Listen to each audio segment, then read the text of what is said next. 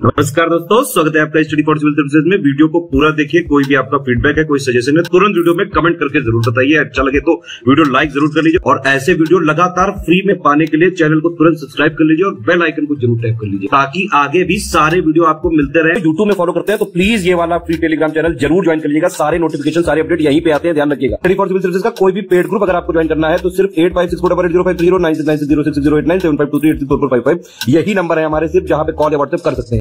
Instagram पे हमारा page जरूर फॉलो कर लीजिएगा, studyforcivil.services है। ट्विटर पे हमको जरूर फॉलो कर लीजिएगा, @studyforcivils है। सारे क्वेश्चन अटेम्प्ट करिए और स्कोर अपना तुरंत कमेंट करके बताइए।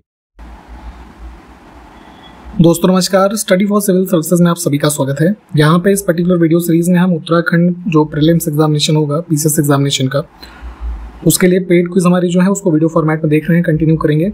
रिसेंट में हमारे उत्तराखंड पीसीएस के लिए ग्रुप्स भी स्टार्ट हुए हैं, पेड ग्रुप्स। आप उसमें एडमिशन ले सकते हैं। नीचे डिस्क्रिप्शन बॉक्स इस वीडियो का खोल करके देखिए, हमारी कॉन्टैक्ट डिटेल्स वहाँ पे दी हुई हैं, आप उस पर कॉन्टैक्ट कर सकते हैं। काफ़ी हेल्पफुल है ये सीरीज, मोस्ट एक्सपेक्टेड क्वेश्चन यहाँ पे कवर करवाए जाते हैं, इसलिए इसको फॉलो कीजिएगा। स्टार्ट करते हैं। कहा गया है कि वित्त आयोग का एक चेयरमैन होता है और कितने अन्य सदस्य होते हैं, ठीक है, जो ऑप्शंस में लिखे हुए हैं। तो भारत के संविधान में अनुच्छेद 280 में भारत के लिए एक ये फाइनेंस कमीशन की जो है, कर लीजिए, व्यवस्था दी हुई है। तो प्रत्येक 5 वर्षों के लिए जो टैक्सेस का डिस्ट्रीब्यूशन है मुख्य रूप से केंद्र और राज्य सरकारों के बीच, उसके रिकमेंडेशन के लिए यहाँ पे ये कमीशन गठित किया जाता है। और फाइनेंस कमीशन रूल्स 1951 में बने थे, तो उसमें जो क्राइटेरिया बताया गया है कि इस बॉडी के जो मेंबर्स अपॉइंट होंगे उनके क्या क्वालिफिकेशंस होने चाहिए, उसको भी ध्यान रखेंगे। तो एक चेयरमैन होते हैं और 4 अन्य सदस्य होते हैं, ठीक। और जैसे अभी हमारी जो रिकमेंडेशन चल रही है 15 फाइनेंस कमीशन की, जो 2021 से 26 तक के लिए, ठीक है। तो इसके बाद जो हमारा गठित होगा फाइनेंस कमीशन वो 16th होगा। तो इन सब बातों को ध्यान रखेंगे। फर्स्ट क्वेश्चन के लिए हमारा जो सी ऑप्शन था ये सही है। अगला है, संसद में पहला लोकपाल विधेयक कब रखा गया था, ठीक। तो भारत में जैसे केंद्र सरकार पे लोकपाल और राज्यों में लोकायुक्त, ठीक है, जो सुप्रीम बॉडीज इस लेवल पे होती हैं, किसके लिए, जो एंटी करप्शन अथॉरिटी के रूप में होती हैं, ठीक है। तो इस चीज़ को आप जानते होंगे। तो सबसे पहले इंडिया में जो लोकपाल शब्द है, क्वेश्चन ये भी पूछा जाता है कि इसको किसने गढ़ा था, ठीक है। तो लोकपाल शब्द कॉइन करने वाले व्यक्ति थे LM सिंघवी, ठीक है, 1963 में। और जो भारत में पहला लोकपाल बिल आया, ठीक है, तो वो 1968 में आया था, इसको ध्यान रखेंगे। ऐसे कई सारी प्रक्रियाएं चलती रही लेकिन फाइनल एक्ट नहीं बन पाया था। लेटर ऑन जो हमारा लोकायुक्त एक्ट बनता है फाइनली 2013 में, ठीक। और भारत के पहले लोकायुक्त जो है ये लोकपाल जो है वो कौन हुए, तो पिनाकी चंद्र घोष, ठीक है। 2019 के मार्च में इनकी अपॉइंटमेंट हुई। इनका नाम भी ध्यान रखेंगे। अब है कि निम्नलिखित में से किस राज्य में सर्वप्रथम लोकायुक्त कार्यालय की स्थापना हुई थी। तो लोकायुक्त, जैसे भी हमने बात की कि लोकपाल केंद्र सरकार के स्तर पे, लोकायुक्त राज्य सरकारों के स्तर पे। तो लोकायुक्त और ये उप लोकायुक्त एक्ट बना था 1971 का, जिसके माध्यम से महाराष्ट्र ने जो है पहला ऐसा ऑफिस भारत में किसी राज्य में एस्टैब्लिश किया। भारत के संविधान में किस अनुच्छेद के प्रावधानों के अंतर्गत संशोधन किया जाता है। तो कॉन्स्टिट्यूशन में जो अमेंडमेंट किए जाते हैं उसके प्रोविजन हमारे बताए गए हैं अनुच्छेद 368 में, ठीक है। इसमें 3 प्रकार के संशोधन, जिसमें सिंपल मेजॉरिटी से जो होते हैं, स्पेशल मेजॉरिटी, और तीसरे special majority with consent of states, ठीक है। तो ऑप्शन फर्स्ट को चुनेंगे। इसमें जो संविधान संशोधन लिखे हुए हैं उसमें से किसी एक के माध्यम से नेशनल कैपिटल क्षेत्र जो है दिल्ली को बनाया गया था। तो NCR के रूप में दिल्ली और उसके सराउंडिंग एरियाज को आप जानते हैं, ठीक है, कहा जाता है। तो इसके लिए 69th अमेंडमेंट हुआ था 1991 का, ठीक है। नेक्स्ट है, मंडल आयोग रिपोर्ट किस वर्ष में प्रस्तुत की गई थी। तो भारत में जो अदर बैकवर्ड क्लासेस का रिजर्वेशन के संदर्भ में मामला था, उसके लिए जो दूसरा आयोग बना, ठीक है, उसी को सेकंड ये बैकवर्ड क्लासेस कमीशन या फिर मंडल कमीशन के नाम से भी जानते हैं, क्योंकि इसके जो अध्यक्ष थे BP मंडल थे। कौन थे ये? बिहार के पूर्व चीफ मिनिस्टर, ठीक है। तो इनकी अध्यक्षता में मंडल आयोग बना 1979 में, और अगले साल यानी 1980 में इन्होंने अपनी जो रिपोर्ट है OBCs के रिजर्वेशन के जो प्रावधानों के साथ उसको प्रपोज किया, मतलब प्रोवाइड किया, ठीक है। तो C विकल्प को चुनेंगे। निम्नलिखित में से कौन सी एक बकरी की नस्ल है। तो गोट की ब्रीड इसमें से देखेंगे तो जैसे सूरती है ना ऑप्शन सी में, ये मुख्य रूप से देखेंगे तो नासिक, सूरत है ना, मुंबई, इन सब रीजन में पॉपुलर है। और भारत में जैसे प्रमुख रूप से जो काफ़ी ज़्यादा पॉपुलर वेराइटीज़ ऑफ गोट हैं, तो जैसे बोर है, ठीक है, जमुनापारी, पेली चरी है ना, एक कन्नी वैरायटी होती है, तो ये सब भी पॉपुलर हैं। विटामिन ए का प्रचुरतम स्रोत इसमें से कौन सा हमारा यहाँ पे फल या सब्जी है? तो विटामिन ए सबसे ज़्यादा किसमें होता है? गाजर में, ठीक है। अगला है राष्ट्रीय मत्स्य आनुवंशिकी संस्थान ब्यूरो कहाँ पर स्थित है? तो ये जो है फिश जेनेटिक रिसोर्सेज वाला इंस्टीट्यूट है, इसमें उत्तर प्रदेश के लखनऊ में।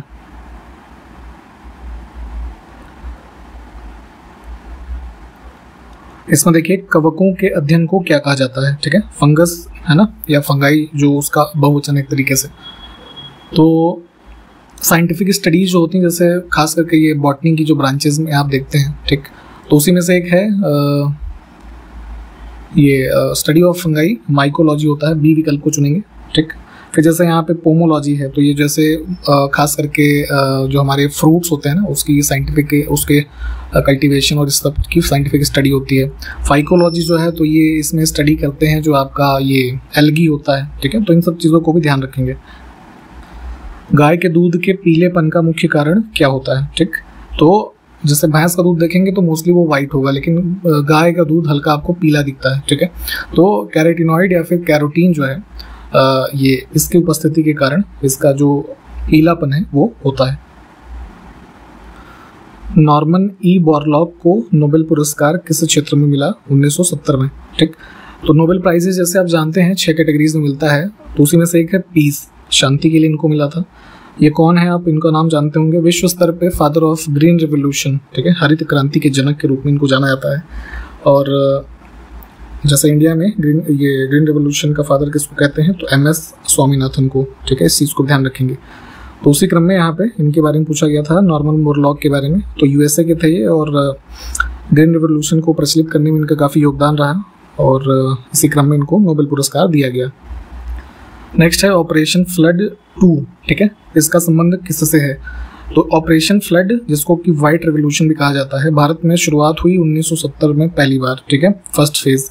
डॉक्टर वर्गीस कुरियन का नाम ध्यान रखिएगा। तो ये भारत में दुग्ध क्रांति के जो प्रोडक्शन ऑफ मिल्क है उसको बढ़ाने में सबसे आगे इनका नाम आता है। तो उसी में ऑपरेशन फ्लड सेकेंड फेज जो है वो मुख्य रूप से 1981 से 85 के मध्य चला भारत में। तो दुग्ध उत्पादन से ही संबंधित होगा, विकल्प सी को चुनेंगे। नेक्स्ट है तिलहन प्रौद्योगिकी मिशन कब शुरू हुआ? तो बेसिकली ऐसे समझ सकते हैं इसको, ऑयल सीड और पल्सेस, ठीक है, इस दोनों से संबंधित हमारा एक मिशन लॉन्च हुआ, इनके प्रोडक्शन और एफिशिएंसी प्रोडक्शन को बढ़ाने के लिए 1986 में, ठीक। इसमें कौन सी फसलें हर साल अक्टूबर नवंबर के महीनों में बोई जाती हैं और मार्च अप्रैल में काटी जाती हैं? तो क्रॉपिंग सीजन हमारे यहाँ मुख्य रूप से 3 है इंडिया में, रबी, खरीफ और जायद, ठीक है। तो ये रबी फसल की ही बात हो रही है, इनके बोने और काटने का टाइम। और खरीफ जैसे है तो अभी खरीफ वाला सीज़न चल रहा है, मोस्टली जो जून जुलाई में उसकी बुआई होती है, अक्टूबर नवंबर में काट ली जाती है। और जायद जो है वो देखेंगे फरवरी मार्च में उसकी बुआई हो जाती है। तो ऐसे कुछ है, ऑप्शन फर्स्ट को चुनेंगे। यहाँ पे जो फसलें लिखी हुई हैं कौन सी खरीफ की फसल नहीं है, ठीक। तो ज्वार, बाजरा, मक्का है ना, धान, ये सब हमारे खरीफ के उसमें आती हैं। सरसों जो है, सरसों, गेहूँ और जो है चना, अलसी वगैरह जो होता है वो सब रबी की फसलें होती हैं, तो इसमें इसको ऑड करेंगे हम। अगला है भारत का सबसे अधिक खाद्यान्न उत्पादन करने वाला राज्य कौन सा है? तो टोटल फूड ग्रेन प्रोडक्शन में स्टेट ऑफ उत्तर प्रदेश जो है ये लार्जेस्ट है। भारत में सबसे अधिक कौन सी फसल उगाई जाती है? तो मोस्टली कल्टीवेटेड क्रॉप हमारी राइस है, ठीक है। किस राज्य को भारत का धान्य भंडार कहा जाता है? Granary of India. तो यहाँ पे मोस्टली जो एडिबल या जो मोस्टली कंज्यूम्ड हमारी क्रॉप्स हैं उसके प्रोडक्शन में सबसे लीडिंग है पंजाब, जैसे वीट, राइस, ये सब ना, तो यहाँ पे ये उपाधि इसको दी जाती है। नेक्स्ट है ब्लू रेवोल्यूशन, नीली क्रांति का संबंध किससे है?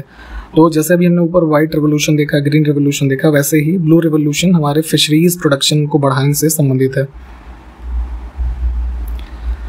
नेक्स्ट है where is the central citrus research institute, है ना, नींबू वर्गीय यानी कि जो खट्टे फल है मुख्य रूप से, उनका अनुसंधान संस्थान भारत में कहाँ पर स्थित है? तो ये है नागपुर में। ठीक है, आप एक चीज़ नोटिस करेंगे कि जैसे भारत में जो रिसर्च इंस्टीट्यूट जहाँ पे लोकेटेड है, तो एक चीज़ कॉमन मिलेगी कि उस पर्टिकुलर सिटी में या राज्य में उन चीज़ों से संबंधित प्रोडक्शन बहुत ज़्यादा होगा।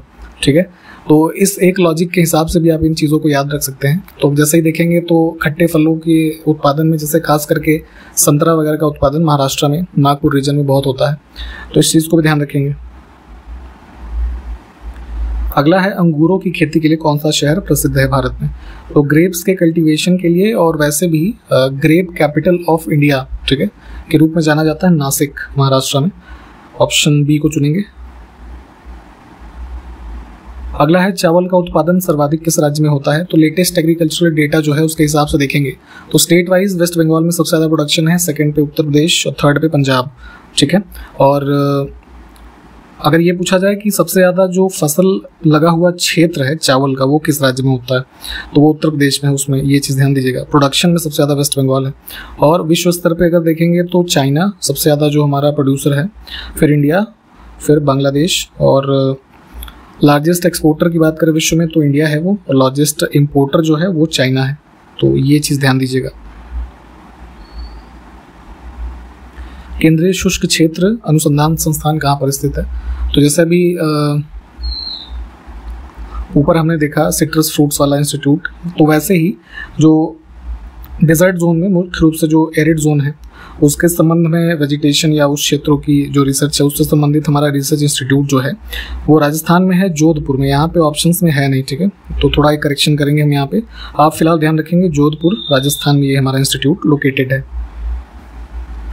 भारत में श्वेत क्रांति यानी कि व्हाइट रेवोल्यूशन के जनक कौन है? तो अभी आपको ऊपर ही बताया था, डॉक्टर वर्गीस कुरियन।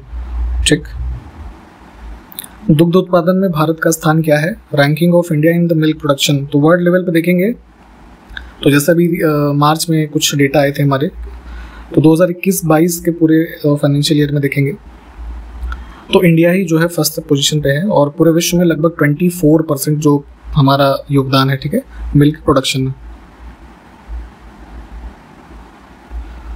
नेक्स्ट है काजू का सबसे बड़ा उत्पादक राज्य कौन सा है भारत में? तो कैश्यू प्रोडक्शन में है ये महाराष्ट्र। एग्रीकल्चर डेटा जो है लेटेस्ट देखिएगा, अगर आप हमारे पेड ग्रुप में हो तो आपको इसका संबंधित जो PDF है वो दिया गया होगा। फ्री इनिशिएटिव के तहत अगर फॉलो कर रहे हैं तो हमारे यूट्यूब चैनल पे इससे एग्रीकल्चर डेटा जो लेटेस्ट है तो ज्ञान सर का उसका खुद का वीडियो डला हुआ है, उसको आप देखिएगा। अब है भारत में जूट का सर्वाधिक उत्पादक जो राज्य है कौन सा है? तो जूट प्रोडक्शन में लार्जेस्ट है वेस्ट बंगाल। ठीक है। सैफरन यानी कि केसर का सर्वाधिक उत्पादन भारत के इनमें से किस राज्य या केंद्र शासित प्रदेश में होता है? तो ये कहाँ पे होगा? जम्मू कश्मीर में। ठीक है। भारत में ओलंपिक जो गेम्स होते हैं उसमें कुल कितने मेडल जीते हैं अब तक में? ठीक है, तो देखिए उस वर्ष 1900 से लेकर के अभी लास्ट जो 2020 वाला हुआ, ठीक है, हमारे भारत में कुल 35 मेडल्स हो गए हैं। ऑप्शन बी को चुनेंगे, जिसमें से कि 10 हमारे गोल्ड मेडल हैं, 9 सिल्वर हैं और 16 ब्रॉन्ज। ठीक। भारत ने सबसे पहले किस ओलंपिक में भाग लिया था? तो वर्ष 1900 में जो ओलंपिक गेम्स हुए, पेरिस ओलंपिक गेम्स, तो यहाँ पे उस समय जो ब्रिटिश इंडियन टीम थी उसने पार्टिसिपेट किया। नेक्स्ट है स्वतंत्रता से पूर्व भारत का पहला व्यक्तिगत पदक किसने जीता था? तो ओलंपिक्स की ही बात हो रही है, और इसमें वही 1900 वाले पेरिस गेम्स में नॉर्मन पिचर्ड जो है इन्होंने ये दौड़ के खेलों में जो है मेडल जीता था। तो ये प्री इंडिपेंडेंस हो गया। और पोस्ट इंडिपेंडेंस की बात करेंगे तो 1952 में KD जाधव ने जीता था। ठीक। भारतीय हॉकी टीम ने अपना पहला गोल्ड किस ओलंपिक में जीता? तो 1928 में एम्स्टर्डम ओलंपिक गेम्स हुए थे। ठीक है, यहाँ पे इंडियन हॉकी टीम जो है, तो उस समय की तो खैर ब्रिटिश हॉकी टीम ही हुई, तो उसने पहला अपना जो गोल्ड है जीता।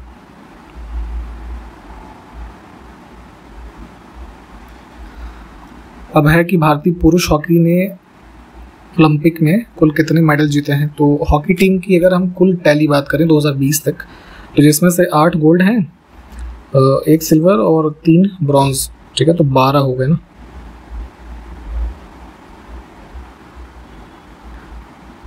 चलिए बीच के कुछ क्वेश्चंस को जो कि सीसैट के थे उसको छोड़ करके यहाँ से देखेंगे कि वर्ल्ड प्रेस फ्रीडम इंडेक्स जो है इसको कौन रिलीज करता है।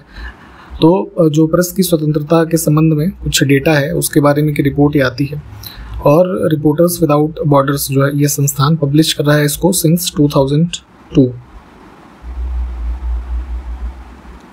अगला है ह्यूमन कैपिटल इंडेक्स, इसमें से कौन सा संस्थान जो है पब्लिश करता है, तो ये वर्ल्ड बैंक की एक रिपोर्ट है। अगला है अंतरराष्ट्रीय बौद्धिक संपदा सूचकांक, कौन सा संस्थान जारी करता है, तो यूएस चैम्बर ऑफ कॉमर्स, ठीक है, ये जो है एनुअल बेसिस पे इस रिपोर्ट को रिलीज करते हैं। निम्नलिखित में से कौन सैन्य खर्च पर रिपोर्ट जारी करता है, तो एक रिपोर्ट आती है जो मिलिट्री पे इन्वेस्टमेंट करती हैं कंट्रीज, उसके रेफरेंस में सिप्री एक संस्थान है शॉर्ट फॉर्म में, Stockholm International Peace Research Institute, इनके माध्यम से। जैसे अभी हम लेटेस्ट वाली की बात करें तो विश्व में सबसे ज़्यादा मिलिट्री पे स्पेंड करने वाला देश है यूएसए, सेकंड पे है चाइना और थर्ड पे है इंडिया, ठीक है, तो ध्यान रखिएगा। अगला है वैश्विक ऊर्जा संक्रमण सूचकांक, कौन जारी करता है, ग्लोबल एनर्जी ट्रांजिशन इंडेक्स, तो ETI ये रिलीज किया जाता है इनके द्वारा, वर्ल्ड इकोनॉमिक फोरम।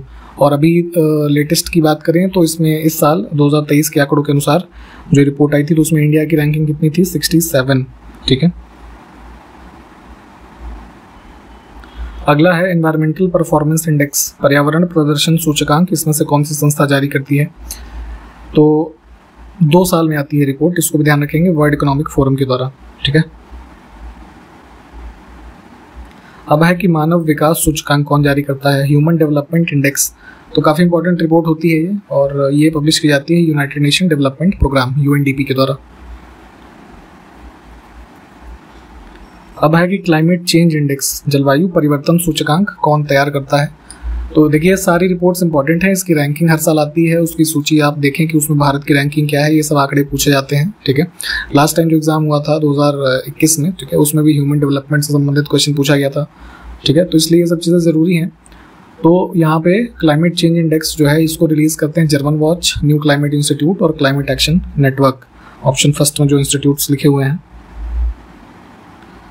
वैश्विक आतंकवाद सूचकांक कौन जारी करता है, तो जैसे अभी रिसेंट में 2023 वाली भी आई थी, तो ग्लोबल टेररिज्म इंडेक्स ये प्रिपेयर करते हैं Institute for Economics and Peace, ठीक है। इसमें जैसे इस साल भी इसमें जो है चौथी साल लगातार अफगानिस्तान जो है वो टॉप कंट्री ऐसा है जो कि प्रभावित है टेररिज्म की एक्टिविटीज़ से, ठीक है। इंडिया की रैंकिंग इसमें अगर बात करें तो जो 2023 वाले आंकड़े में बताई गई वो 13th है, ठीक। अगला है ग्लोबल हंगर इंडेक्स, इसमें से कौन सी संस्था पब्लिश करती है, तो ये कंसर्न वर्ल्ड वाइड जो है ये रिलीज करते हैं। विश्व स्वर्ण भंडार रिपोर्ट जो है कौन सी संस्था जारी करता है, गोल्ड रिजर्व जो रिपोर्ट आती है विश्व स्तर पे तो ये वर्ल्ड गोल्ड काउंसिल रिलीज करते हैं, और ये भी ध्यान रखेंगे कि वर्ल्ड गोल्ड काउंसिल जो है कहाँ पे लोकेटेड है, तो ये लंदन में है, ठीक है, UK। विश्व प्रसन्नता सूचकांक कौन जारी करता है, हैप्पीनेस इंडेक्स, तो विश्व स्तर पे जो है ये अराउंड 2012 से ये रिपोर्ट पब्लिश की जाती है UN sustainable development solution network के द्वारा। फर्स्ट ऑप्शन को चुनेंगे। इसमें जैसे अभी हम इस साल की रिपोर्ट की अगर बात करें तो कुल 136 देशों में से भारत की रैंकिंग बताई गई थी 126वीं, ठीक है, और सबसे अंतिम देश कौन सा था, 136वां अफगानिस्तान, और सबसे टॉप हैप्पी कंट्री कह लीजिए विश्व में कौन सा था, तो 1 नंबर पे कौन था, फिनलैंड, ठीक है। तो इन सारे आंकड़ों को ध्यान रखना है। नेक्स्ट है वैश्विक प्रतियोगी सूचकांक यानी कि कॉम्पिटिटिवनेस इंडेक्स, एक आता है ग्लोबल, इसको कौन पब्लिश करता है, तो ये वर्ल्ड इकोनॉमिक फोरम की रिपोर्ट है, ऑप्शन फर्स्ट जो है ये करेक्ट हो जाएगा, ठीक है। तो यहाँ पे इस पर्टिकुलर वीडियो को हम समाप्त करेंगे। जितने भी क्वेश्चन हमने देखे हैं उसको देख लीजिएगा, जो संबंधित फैक्ट है उसको डिटेल में आप पढ़ते चलें, जो क्वेश्चंस पूछे गए होंगे उसको कमेंट करके बताने की कोशिश किया करिए, और हम इसको फिर कंटिन्यू करते हैं अगले वीडियो में। तब तक के लिए नमस्कार, जय हिंद।